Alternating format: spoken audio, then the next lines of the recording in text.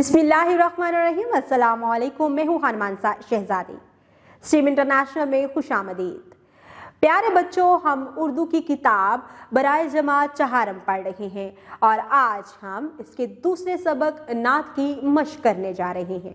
तो चले आए, चलते हैं अपने सबक की तरफ। नए अल्फाज। अल्फाज माने दस्तगीरी, मदद, हमायत, बिछोना, बिस्तर, जाड़ा, सर्दी का मौसम। अल्फाज मानी फर्श खाक, मिट्टी का फर्श, फ़कीरी, दरवेशी, दरसे बसीरत, इल्म में इजाफा करने वाला सब, मश्क।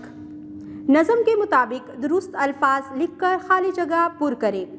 प्यारे बच्चों, हमने नज़म पढ़ी है, अब हम उस नज़म के मुताबिक इन अल्फाज को चुनेंगे और खाली जगह मुकम्मल करेंगे।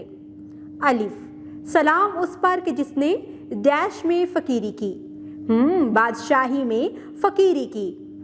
बे, सलाम उस पर कि जिसने डैश खाकर फूल बरसाए, ज़ख़म खाकर फूल बरसाए। जीम, सलाम उस पर कि जो डैश की खातिर दुख आता था, सच्चाई की खातिर दुख उठाता था।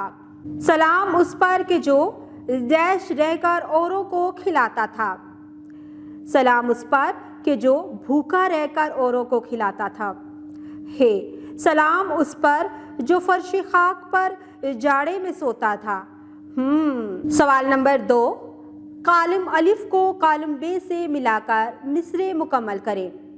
सलाम इस पर कि जिसने बेकसों की दस्तगीरी की, सलाम उस पर जो भूखा रहकर औरों को खिलाता था, सलाम उस पर जिसकी सादगी दरसे बसीरत थी, सलाम इस पर कि जिसकी ज़ात फ़ख्रे आदमियत थी, सलाम उस पर के घर वाले भी जिससे जंग करते थे।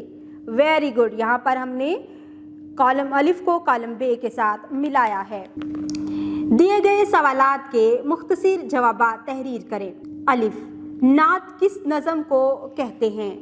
नात ऐसी नज़म को कहा जाता है जिसमें नबी करीम सल्लल्लाहु अलैहि वसल्लम की तारीफ बयान की गई हो। बेकसों की दस्तगीरी करने से क्या मुराद है? बेकसों की दस्तगीरी से मुराद है उन लोगों की मदद करना जिनका कोई मददगार ना हो। नबी करीम खातमुन नबीयीन सल्लल्लाहु अलैहि वसल्लम की रातों को रोने की क्या वजह बयान की गई है? आप सल्लल्लाहु अलैहि वसल्लम रातों को उम्मते मोहम्मदी की मग़फ़िरत के लिए रोते थे। दिए गए सवालात के तफसीली जवाबात तहरीर करें। नात में नबी करीम खातमुन नबीयीन सल्लल्लाहु अलैहि वसल्लम के कौन कौन से फ़ज़ाइल बयान हुए हैं? नज़म में बयान किया गया है कि आप बेकसों के दस्तगीर थे, बादशाही में फ़कीर थे, मोहब्बत करने वाले थे, ज़ख़म खाकर फूल बरसाने वाले थे, आपको वतन के लोग भी तंग करते थे, जंग करने के लिए तैयार थे, लेकिन आप हक के रास्ते से ना हटे। आपके पास ना सोना था ना चांदी थी, लेकिन फिर भी आप लोगों के मददगार थे। आपने सच्चाई की खातिर हमेशा दुख उठाए, भूखा रहकर दूसरों को खाना खिलाया, उम्मत की मग़फ़िरत के लिए रातों को रोते थे और सख्त सर्दी में भी फर्श पर सोते थे। आपकी ज़ात दरसे बसीरत है, आपकी ज़ात फ़ख्रे आदमियत है। सलाम उस पर जो सच्चाई की खातिर दुख उठाता था से शायर की क्या मुराद है? इस शेर में शायर कहता है कि आप सल्लल्लाहु अलैहि वसल्लम की ज़ात अक़दस हमेशा सच का साथ देती थी, जिसकी बिना पर लोग आपको तकलीफ़ देते थे, आपको ज़ख़म उठाने पड़ते थे, आपके साथ जंग करते थे और आपके घर वाले भी और आपके वतन के लोग भी आपके साथ अच्छा सलूक नहीं करते थे। जीम, ذیل میں تحریر کیے گئے اشعار کی نثر تحریر کریں۔ سلام اس پر وطن کے لوگ جس کو تنگ کرتے تھے، سلام اس پر کہ گھر والے بھی جس سے جنگ کرتے تھے، سلام اس پر کہ اسرار محبت جس نے سمجھایا، سلام اس پر کہ جس نے زخم کھا کے پھول برسائے۔ نثر میں تحریر کر رہے ہیں کہ ہمارا سلام ہو اس نبی پر جس کے وطن کے لوگ اور اس کے گھر والے اس سے تنگ کرتے تھے اور جنگ کرتے تھے۔ ہمارا سلام ہو اس نبی پر جس نے ہمیں اسرار محبت سکھایا اور ہمیں سکھایا کہ کس طرح زخم کھا کر بھی لوگوں کو معاف کیا جاتا ہے۔ زبانی اظہار۔ گروہی صورت میں بیٹھ کر نبی کریم خاتم النبیین صلی اللہ علیہ وآلہ وصحبہ وسلم کی شان اور فضیلت پر مبنی کوئی دوسری نعت جماعت میں سنائیں۔ پیارے بچوں، آپ کے ہر روز اسمبلی میں یا کلاس میں بچے نعت پڑھتے ہیں، آپ ایک گروہی صورت میں مل کر نبی کریم صلی اللہ علیہ وآلہ وسلم کی شان میں ایک نعت جماعت کو سنائیں، آپس میں بات چیت کریں اور ساتھیوں کو بتائیں کہ اس نعت میں نبی کریم خاتم النبیین صلی اللہ علیہ وآلہ وصحبہ وسلم کی سادگی کو کس طرح بیان کیا گیا ہے۔ آپ نے نظم کو پڑھا ہے، اس کو مد نظر رکھتے ہوئے آپ صلی اللہ علیہ وآلہ وسلم کی زندگی کی سادگی کی مثالیں بیان کریں۔ لفظوں کا کھیل۔ دیے گئے الفاظ کے جملے کاپی میں لکھیں۔ پیارے بچوں، یہاں پر کچھ الفاظ دیے گئے ہیں جیسے کہ اسرار، امت، ذات، وطن، سچائی۔ ہم نے اس نظم میں ان الفاظ کو پڑھا ہے اور ہم نے اس نظم کو نثر کی صورت میں بھی پڑھا ہے، تو اب ہم اپنے جملوں میں انہی نثر کے الفاظ کو استعمال کرتے ہوئے جملے لکھیں گے۔ اسرار، ہمارا سلام ہو اس نبی پر جس نے ہمیں اسرار محبت سمجھایا۔ امت، ہم امت محمدی میں سے ہیں۔ ذات، سلام ہو اس ذات پر جس نے ہمیں دین سکھایا ہے۔ وطن، رسول کریم صلی اللہ علیہ وآلہ وسلم پر وطن کے لوگ بھی انہیں تنگ کرتے تھے۔ سچائی، آپ صلی اللہ علیہ وآلہ وسلم نے ہمیشہ سچائی کی خاطر دکھ اٹھائے اور سچائی کا ساتھ کبھی نہیں چھوڑا۔ نیچے دیے گئے الفاظ کا املا یاد کریں اور اپنی کاپی میں خوش خط تحریر کریں۔ دستگیری، پھول، بچھونا، وطن، بادشاہی، بشر، مقدر، برتر۔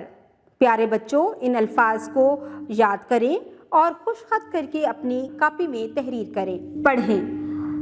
نظم نعت کا مفہوم سمجھاتے ہوئے درست تلفظ، لے، آہنگی اور روانگی سے پڑھیں۔ پیارے بچوں، ہم نے نعت کو پڑھا بھی ہے، اس کی تشریح بھی کی، نثر کے انداز میں بھی پڑھا ہے۔ اب آپ سب بچے مل کر درست تلفظ، لے، آہنگی اور روانگی سے اس کو پڑھیں۔ قواعد سمجھیں۔ تذکیر و تانیث، مذکر مؤنث۔ مذکر مؤنث کی دو اقسام ہیں، مذکر مؤنث حقیقی، مذکر مؤنث غیر حقیقی۔ مذکر مؤنث حقیقی، جانداروں کے لیے جو مذکر اور مؤنث استعمال کیے جاتے ہیں انہیں مذکر مؤنث حقیقی کہتے ہیں۔ مثلاً اکبر باغ میں کھیل رہا ہے، یہاں پر اکبر اور نادیہ سبق یاد کر رہی ہے، اس میں نادیہ۔ ان جملوں میں اکبر مذکر اور نادیہ مؤنث ہے۔ مذکر مؤنث غیر حقیقی، اردو زبان کے علاوہ دیگر زبانوں میں غیر جاندار اشیاء کے لیے مذکر نر اور مؤنث مادہ کا تصور نہیں ہوتا، لیکن اردو بولنے، لکھنے اور پڑھنے میں اہل زبان انہیں مذکر اور مؤنث قرار دیتے ہیں۔ اس تصور کو مذکر مؤنث غیر حقیقی کہتے ہیں۔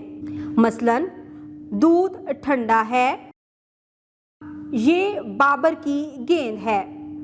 ان جملوں میں دودھ مذکر اور گیند مؤنث ہے۔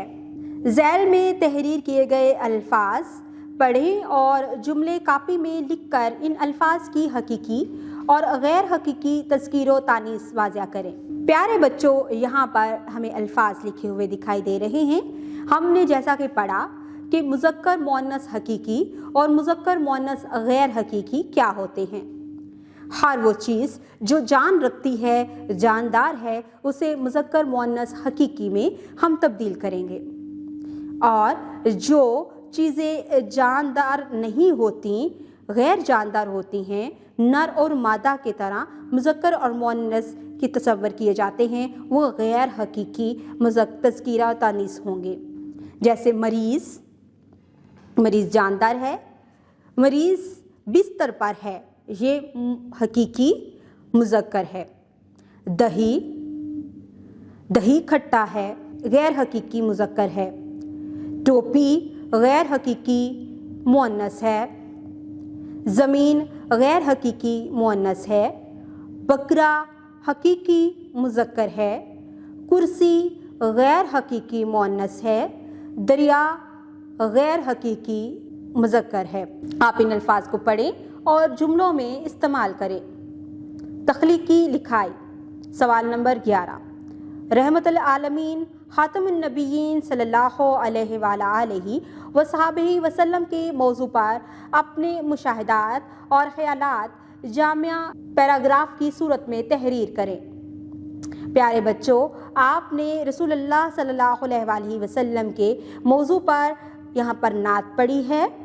آپ اپنے مشاہدات اور خیالات کی روشنی میں ایک جامع پیراگراف یہاں پر تحریر کریں گے۔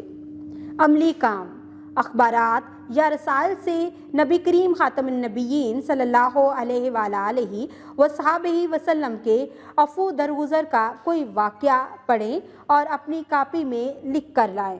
پیارے بچوں، ہم نے اکثر و بیشتر آپ صلی اللہ علیہ وآلہ وسلم کے عفو درگزر کرنے کے واقعات پڑھے ہیں۔ آپ کو کوئی واقعہ یاد ہو یا اپنے کسی اخبار یا رسالے میں پڑھا ہو، اس کو اپنی کاپی میں لکھ کر لے کر آئیں گے۔ پیارے بچوں، آج ہم نے مشق کو حل کیا ہے۔ آپ نے الفاظ کے معنی پڑھے، خالی جگہ کو پر کیا، کالم ملائے، مختصر سوالات کے جوابات اور تفصیلی سوالات کے جوابات بالکل ویسے ہی تھے جیسے ہم نے نظم کو پڑھا تھا۔ اس لیے نظم کو جب آپ غور سے پڑھ لیتے ہیں تو آپ اپنی عادی مشق کو خود سے حل کرنے کے قابل ہو جاتے ہیں۔ اس لیے اپنی نظم کو بہت ہی بہترین طریقے سے پڑھنا چاہیے۔ اس کے علاوہ ہم نے مشق میں قواعد کو بھی سمجھا ہے، جس کو ہم روزمرہ زندگی میں بھی استعمال کر سکتے ہیں۔ آپ نے بہتر طریقے سے عملی سرگرمیوں کو بھی سر انجام دینا ہے، تاکہ آپ بہتر طریقے سے سیکھ سکیں کہ کس طرح سے ہم جو کچھ پڑھتے ہیں اسے اپنی روزمرہ زندگی میں امپلیمنٹ کر سکتے ہیں۔ امید کرتی ہوں آپ نے اس ویڈیو سے بہت کچھ سیکھا ہوگا۔ مزید سیکھنے اور جاننے کے لیے ہمارے ساتھ رہیے گا۔ ملتے ہیں اگلی ویڈیو میں، تب تک کے لیے خدا حافظ۔